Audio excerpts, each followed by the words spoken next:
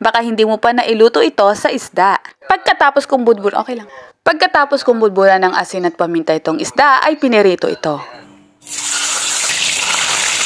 Maaari naman kayong gumamit ng ibang klase ng isda. Tapos dito sa pinainit na mantika ay nagisa ako dito ng luya, bawang at sibuyas.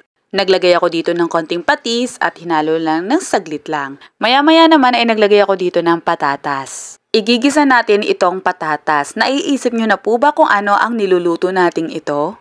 Tapos naglagay ako dito ng hugis bigas. Kung wala kayo nitong pinaghugasan ng bigas ay okay lang, pwede naman ang ordinaryong tubig.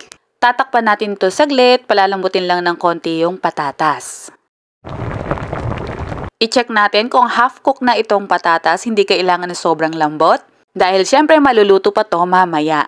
Ngayon naman ay inilagay na natin dito yung mga isda. Sabi ko nga kahit anong isda, pwedeng tilapia, pwedeng bangus. Ako naman ang gamit ko dito ay ang talakitok.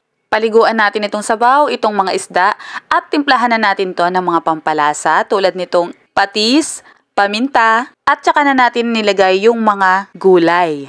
Naglagay tayo dito ng repolyo. O diba, kayo ba mga ka-MU, nasubukan nyo na ba itong ganitong luto?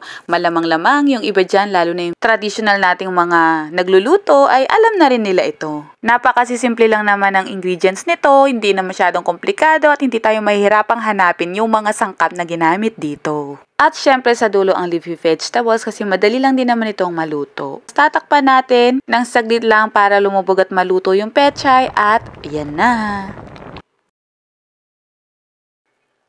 Yan na nga mga ka-MU at yung mga kasama ko dito sa bahay, actually hindi nila alam tong luto na to pero masarap siya. Pwede nyo dagdagan naman ito ng sabaw. Medyo nag-iba nga lang ang kulay ng aking sabaw kasi may mga nasunog tayong ingredients pero okay lang naman, hindi siya naglasang sunog. Ang importante, masarap, malasa, masustansya at nagustuhan talaga ng aking pamilya. Lalo na grabe, nagsawsawan kami dito ng patis na may sili.